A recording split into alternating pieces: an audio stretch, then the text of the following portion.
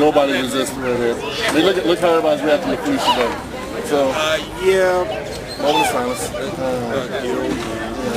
Okay, we're back. Well, see, geez, I always saw her at drag. At least you got to, right? That could pay $50. Well, that's what I do, you know.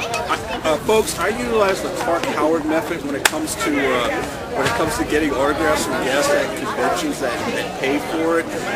You just look at them because, after all, you know, there's no charge for looking. And he goes silent, okay? Which, anyone who has ever known me knows that's not normally possible to maybe go silent, but you use Clark Howard, economic spending properly, and Felicia Day all in the same scenario. I'm so impressed with you right now, it's beyond words. Well, in that case, I use Clark Howard method too. He's pretty frugal, but not too frugal, okay? You know, I'm sorry. I'm not into having to get like a pedal-powered car to get me from here to Atlanta. Okay? We're like doing this in Duluth, Georgia, folks, which is a little bit far away from Atlanta. So would you say NWA is a strong believer in using Clark Howard methods?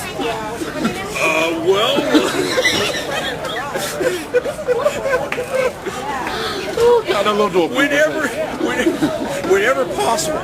Now that is if Clark Howard is around. We know Clark watches anime. He's probably a Death Note fan, everyone. But, wow. Clark Howard and Death Note in the same sentence. You know, I can see that.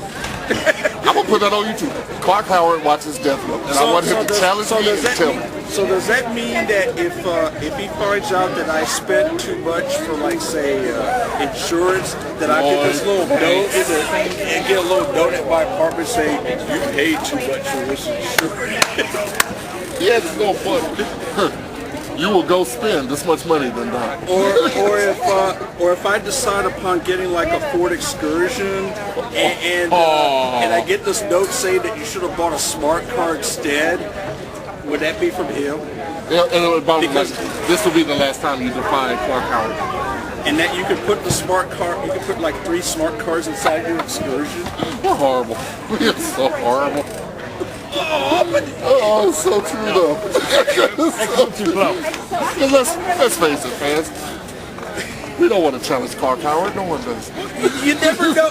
You never know. You could be spot on this. You never know. You might see him at a Costco and ask to be interviewed. You know. Though I don't know if the Costco folks would mind having to do an on-spot interview. Clark Howard runs Costco. We don't even have to spend money. He has to walk in and take his presents. So, tell us more about your partners. Tell us about how you guys sat down, did the whole process. So, let's say somebody wanted to do a convention.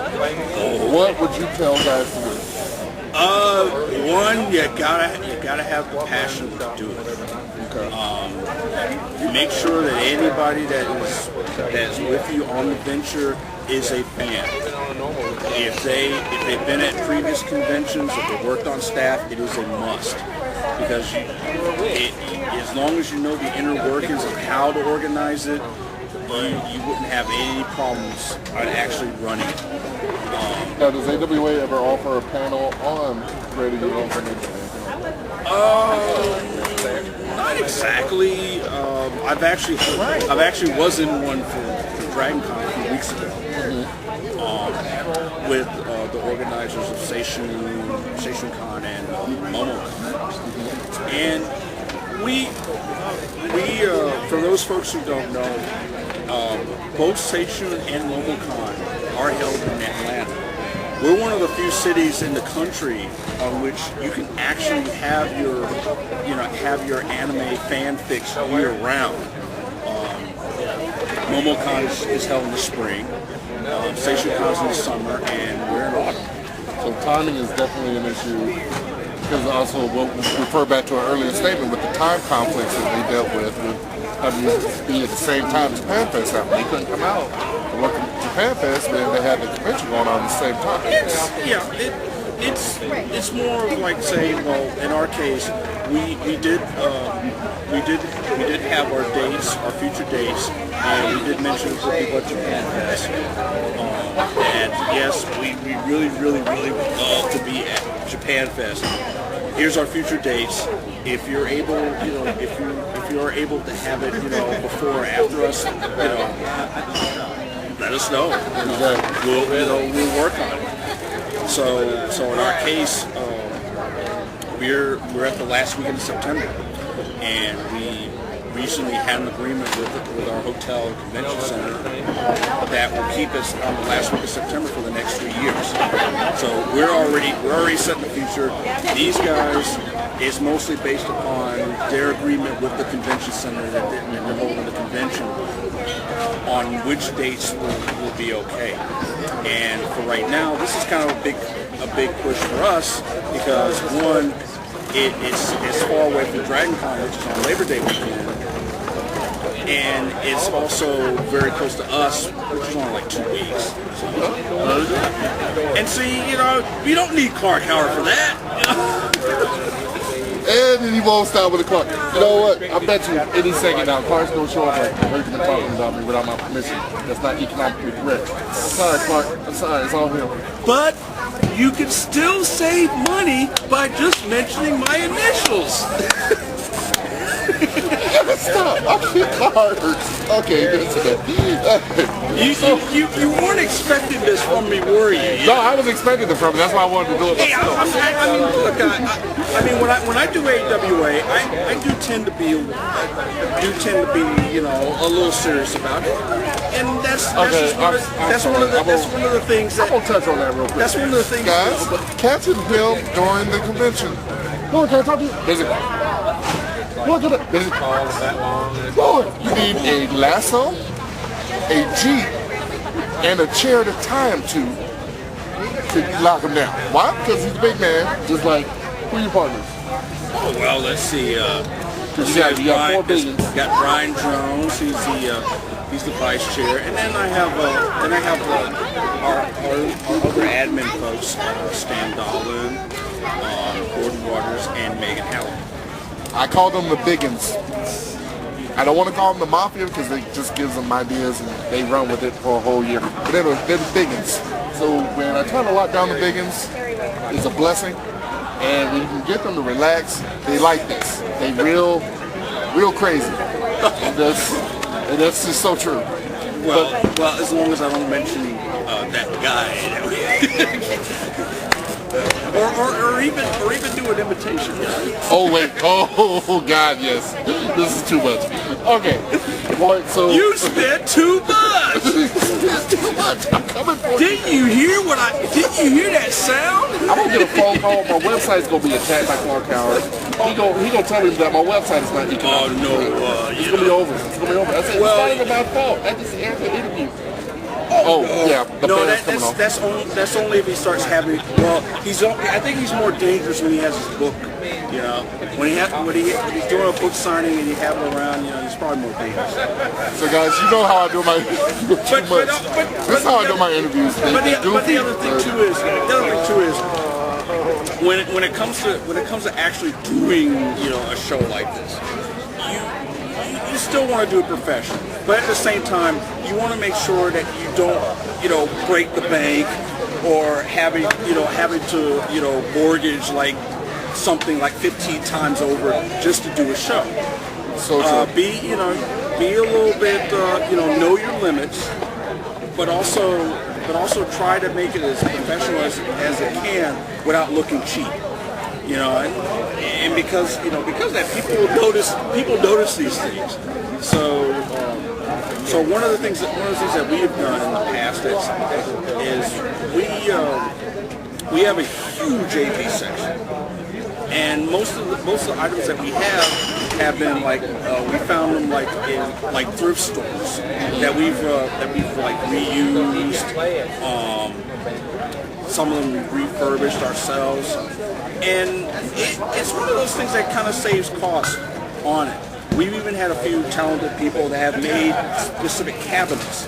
I mean, cabinets that that would cost like hundreds of dollars, purchase. Oh, I'm a strong believer on MacGyver in the situation. You know, but we've had a few that have actually designed cabinets of their own. So I actually remember that. One year I had to work with the gaming section in the convention, and the guy actually made lock cabinets for the game system. So I remember that. oh, So now you haven't mentioned about the fans. not going there. Anyway, not gonna go there. Okay. That's a whole other interview. Okay. So, final 3 questions. What are the first? Well, actually, we'll tie it all in. What are the first 3 things a person needs to do to start up our community? First 3 important things. Fan? You mean by fan base? Have a fan base? Have a fan base. Have a dedicated people. The third one is probably capital. And there are various ways that you can raise that. In the first few years, you know, if you're able to actually go through the first year and still have money, you're fine. I tend to make that like the last of my worries. Yeah, because eventually you will have, you know, if you promote at your convention a lot, the people will come in. If you have it at a really good price for people coming in, for people purchasing like dealer room booths and artist alley tables and that sort of thing. If it's a pretty good price of them, and those people sell a lot of items, then they'll encourage you to do it for next year. And as an extra added bonus, they will ask other people. They'll say, "Hey, look, I went to this show last year, made a killing. Had a lot of people coming over. You should try it out." And that's how cons get more people to come in every year. Making sure that on your first year or even second or third, that you always have a really good impression.